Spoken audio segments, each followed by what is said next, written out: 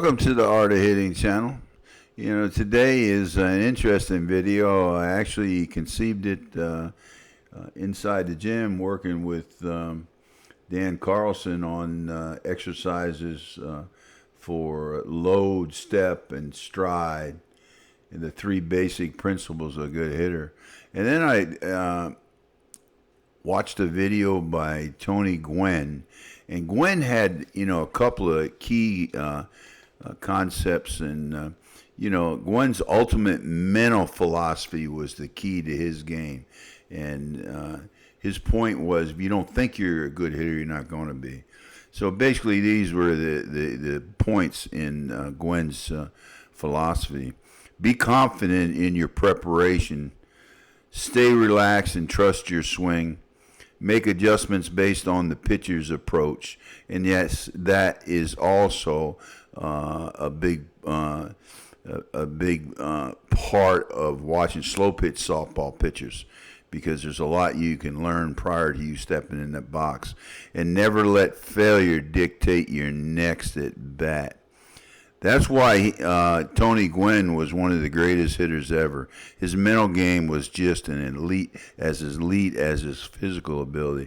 But I'll take another little metaphor, if you will, in the context of what you need to be as a good hitter, because I totally believe that your mental belief is it's almost like the old saying, possesses 90% of the law, and you possessing a mental positive attitude is like 90% of your hitting, and I like to call it the lion's mode, if you will. Ray Lewis put a video out, and I'm going to show that video in here. And once you get done watching that video and you think about that lion's mode, that's the kind of mode that you want to be in that batter's box, because you want to have controlled aggression, and you don't want the umpire to make the decision. You make the decision. Know your pitch, hit your pitch, and know you the best hitter on this damn planet. Get the lion's mode. Now, let's watch this lion's mode. You'll get the feeling that I have when I watch it.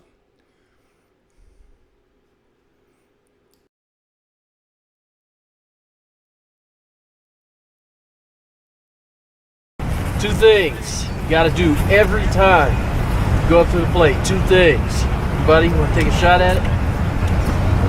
Nobody. You guys call yourself good hitters? You guys call yourself good hitters? How many guys think they're a good hitter? Yeah, some of you. See how hesitant you guys are? If you're hesitant to raise your hand that you're a good hitter, then you're not. Okay, first part about being a good hitter before you even get in the batter's box is, number one, mentally you got to believe that, hey, I can have success. And how you have success, how you have consistent success, is by being consistent with your approach.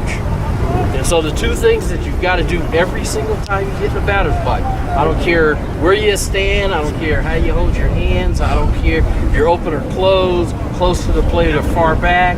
Two things that you got to do is, number one, you got to have balance. You gotta have balance, okay? When I say balance, is when you load, if your weight gets over your front leg, you're out. Okay? If your front hip opens up, you're out. Okay, so when you get in a balanced position, it's balanced in the sense that now I'm not gonna let my body get ahead of me. I'm gonna keep my body in the center. You look at any good hitter, when he loads, the weight stays right here. Okay? If you get out over that front leg, you make out. Okay, that's number one. The second one I think is going to surprise you, especially you guys who haven't heard this before. But the second one is once you get to that balanced position, you swing the knob, not the barrel. Okay, and I'm going to demonstrate why I say that, because a lot of you guys think that in order to be a good hitter, you got to control the barrel head. You got to throw the barrel head out there. And what happens when you do that is the bat starts out in the zone, and then you cut it off. Okay, but if you swing the knob of the bat, the barrel will fall. Understand what I'm saying? You guys understand what I'm saying? Okay, if you swing the knob of the bat, the barrel is going to come in right behind you. And a lot of you guys think that you got to throw the head. How many guys have heard that phrase by coaches? Here, throw the head. Throw the head. If you throw the barrel, if you try to control the barrel, it's in the zone and out of the zone. If you throw the knob, the barrel stays in the zone. Okay? And I don't care who you are, I don't care who you talk about. Those two things are constants. Those two things you have to do every time you get up to the plate. But if you don't, you're going to make out. Okay, and that's it. It's that simple. Get in position, a balanced position. Swing the knob. Swing the knob, because if you swing the knob, the bat's going to stay parallel in the zone. Okay? If you have an arc, if you're a guy that chicken wings, throws his elbow up, and the bat kind of has a loop, has a kind of what I call a reverse C, then you'll make outs. The object is to get the barrel head through the zone, to the ball, through the ball. Okay, we're not just hitting the baseball, we're hitting through the baseball. Questions?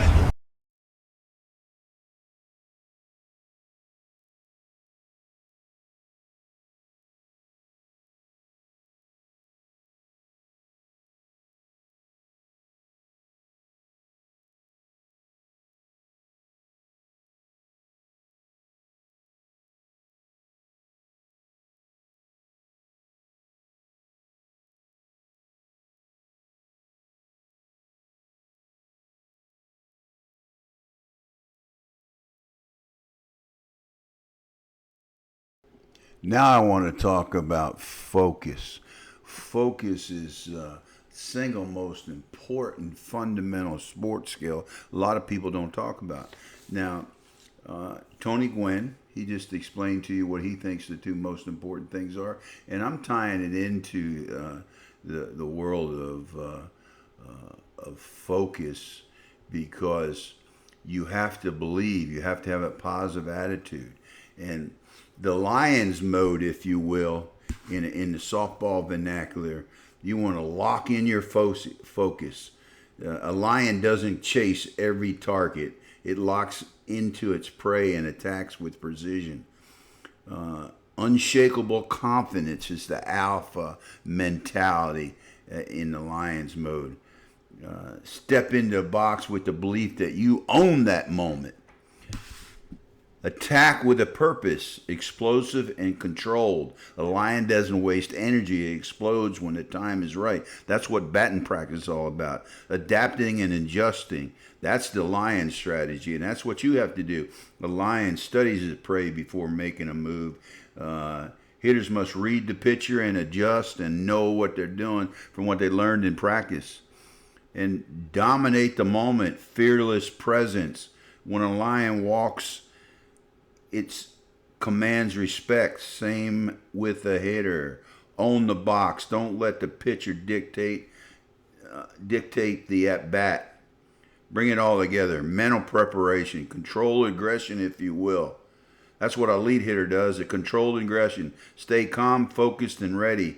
But when it's time to attack, let it rip with everything you got. Now let's watch the video.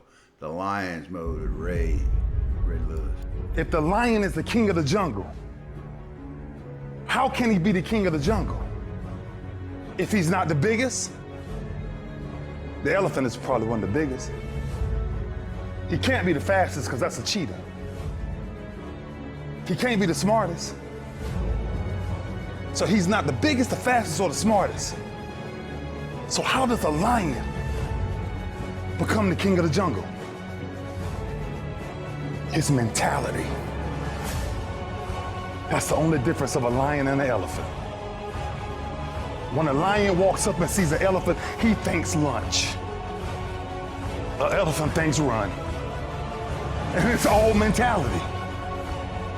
Because when a male lion walks up, he may be outnumbered by a pack of hyenas, but I'm king of my jungle because of my mentality.